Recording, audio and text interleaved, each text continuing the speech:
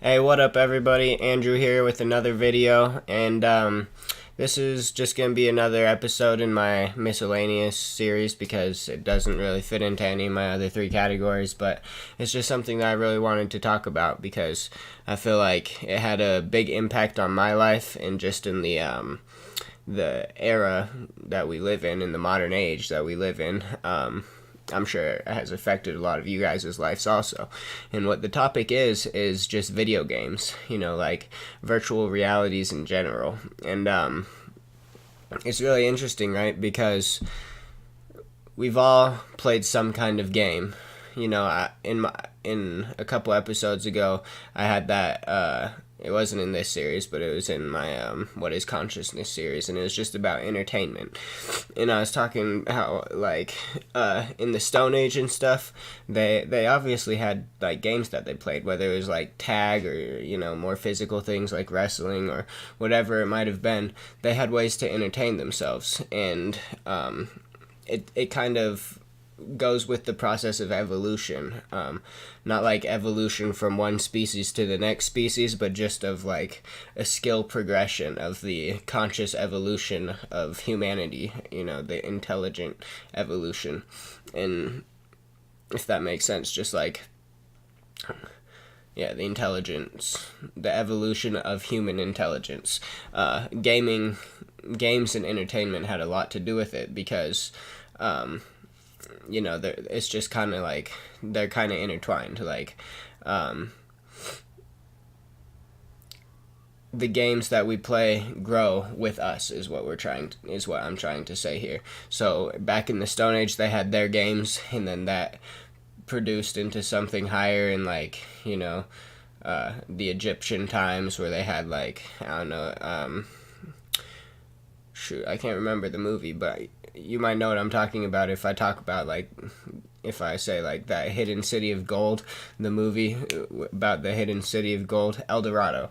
Yeah. And they had like that basketball game where you'd have to like hit it through the hoop.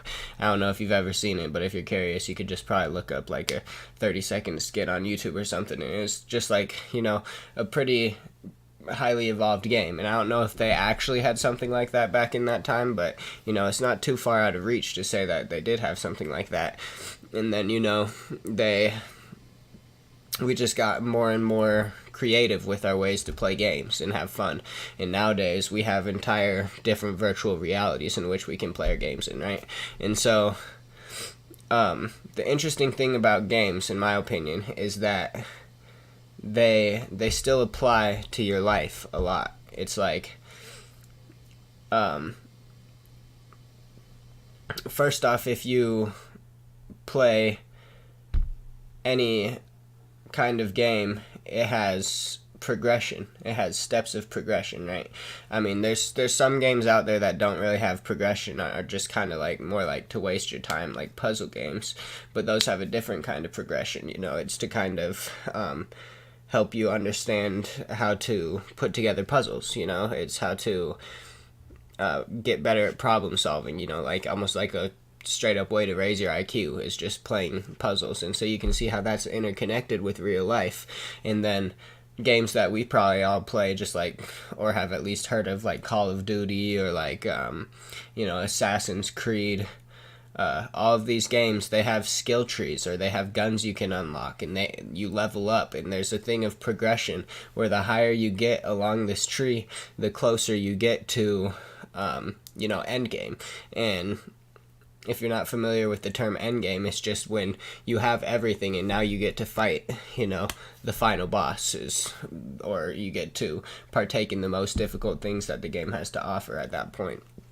And so in Call of Duty, that would just look like brackets. If you played ranked or anything like that, then you would, instead of just being in low end games, you would be on a higher scale games, fighting higher level players, and have a higher rank. And so your skill would be able to improve.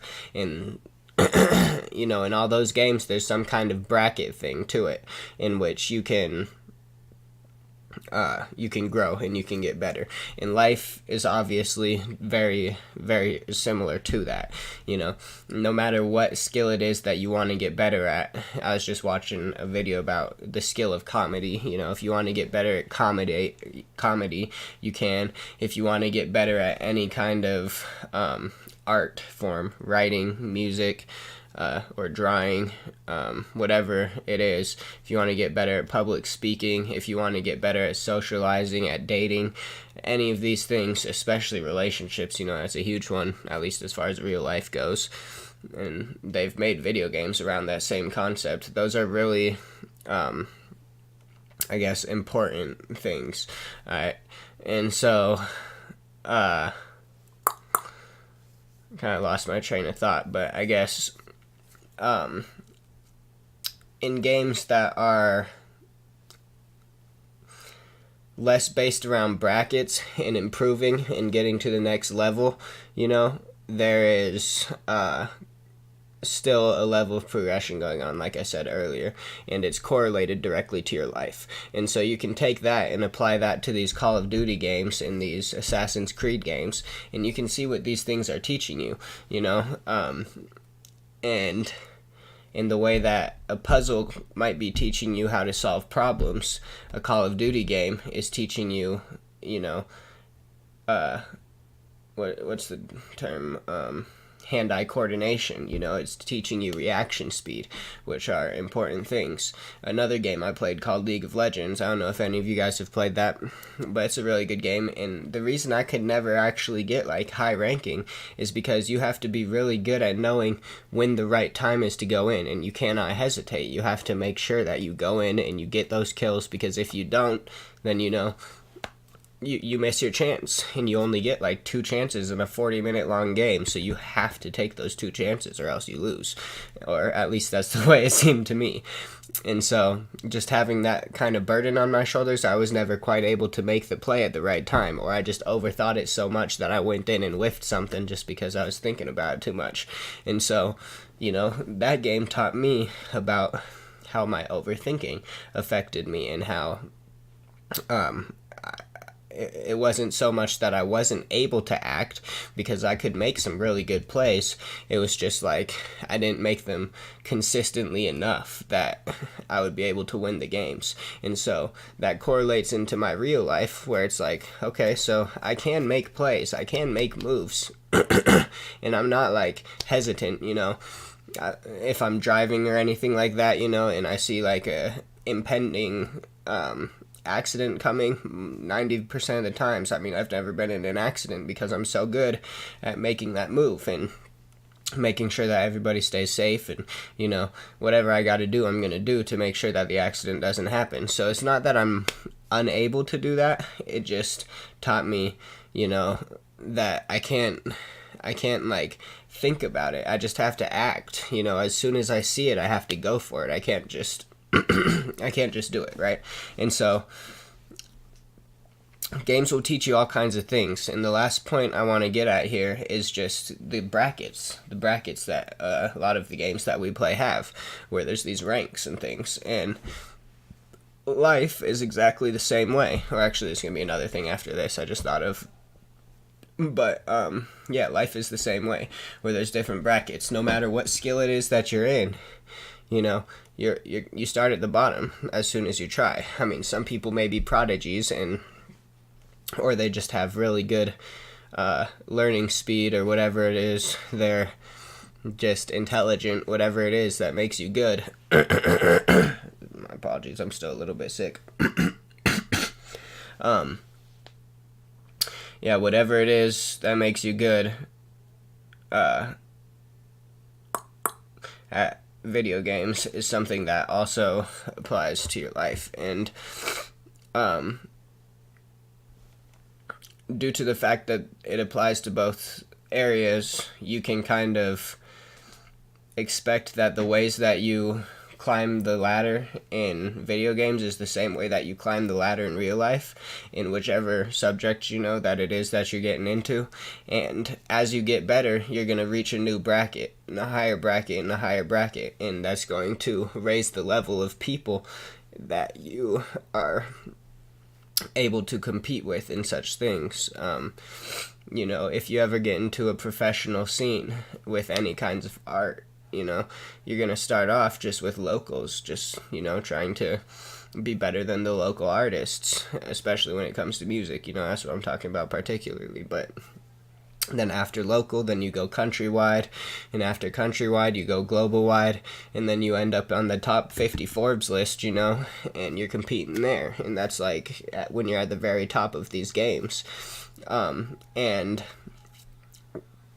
so me personally, I learned that, you know, since I was able to get to the top, you know, 0.01% of people in these video games over just a 1-2 year time period, it gave me the confidence to believe that I could do that in anything else, because games and life are so similar in a lot of ways.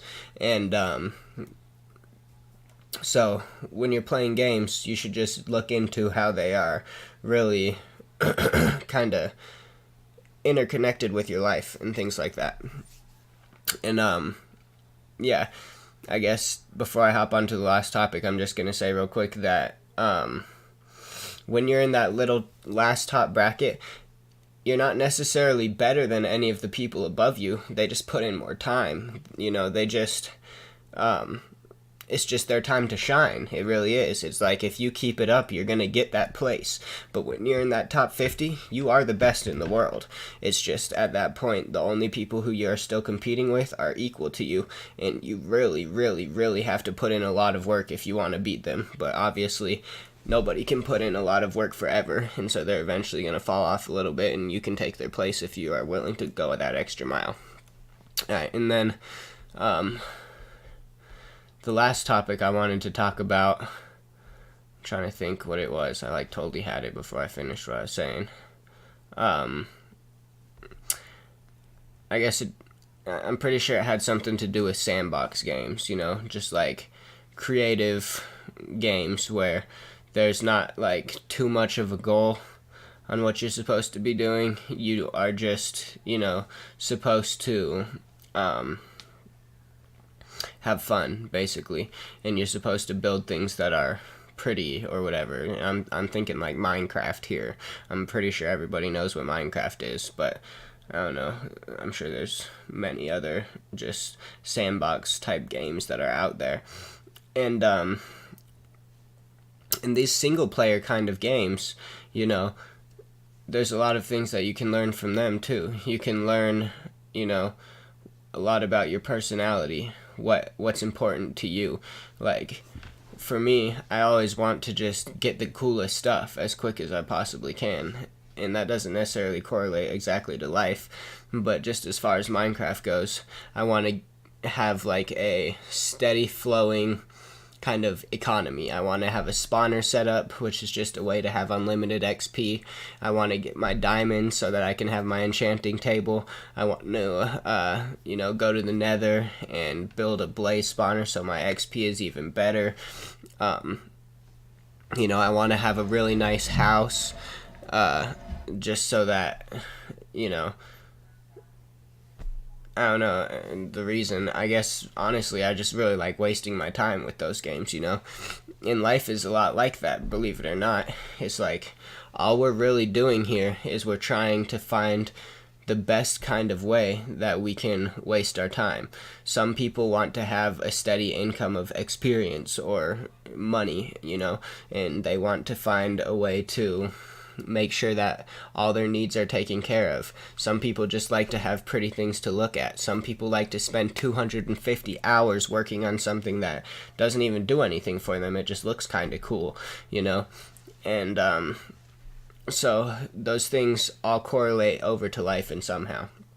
Like I said, with grinding experience and having stuff like that coming in, that correlates a lot to having a steady cash flow, steady income and things like that. You like to have that comfortability, that quick progression. You don't like to just not be able to, you know, pay for the things you want to buy. You want to be able to have that. You want to be able to go and get that. And then as far as, you know, just building, like, cool houses and like cool trails and stuff like that. That stuff is just like your visual sense, you know, what you like to see. If you like your stuff to be organized, you know, if you're OCD, you know, all those things are totally going to correlate over to life. And then as far as people who are actually willing to put 250 hours to create something meaningless that just is freaking cool looking, you know, I think those people, you know, they just like to occupy their minds. They don't care what it is that they're doing, just so long as they're doing something. And, you know, those people end up really successful a lot of the time in life because people just appreciate what they do so freaking much. You know, it's like their goal isn't even to make money. It's just they put their all into something that is seemingly insignificant. And then when somebody, you know, lays their eyes upon it, they're like, wow, you just turned a freaking, you know, dirt path into something insane. You know, if you've ever seen those people who are like, I went to Puerto Vallarta once, and there's a lot of people who would like, you know, stack rocks and just create like crazy patterns and like ridiculous balance. Like if you just blew on it, the whole thing would topple, but they have it like stacked up in all kinds of crazy ways, and just things that are seemingly insignificant that they put their time into and make beautiful.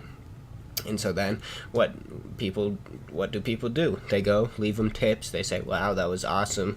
You know, all kinds of things. And so, yeah, I just wanted to talk about how video games correlate over to life so much, and how you can get a lot out of video games. And, you know, you can't just put all of your life into video games because it is an alternate reality. It's not the same as this reality. But if that is one of those things that you enjoy to do, you enjoy doing with your time to kind of escape, and instead of just kind of going zombie mode and just like getting sucked into it, use it as a learning process, and you're going to learn a lot about yourself, your personality, like I said, and the ways that you are actually able to kind of attract an audience, more or less, you know, all kinds of different things basically. And so, yeah, I hope you got something out of this. I hope that you've thought of these kinds of things before. I mean, I'm sure most of you have. It's not like too difficult to figure out that the real world and alternate realities are connected in a lot of ways, considering you're the person that is operating both of these fucking mechanical things. I guess the world's not that mechanical, but both of these kind of like systems, these organisms, whatever you want to call them. And so, yeah, and I just remembered the final thing that I wanted to say. That's crazy. I don't even know how I said that last like 5 minutes of stuff, because it wasn't even at all related to what I wanted to talk about.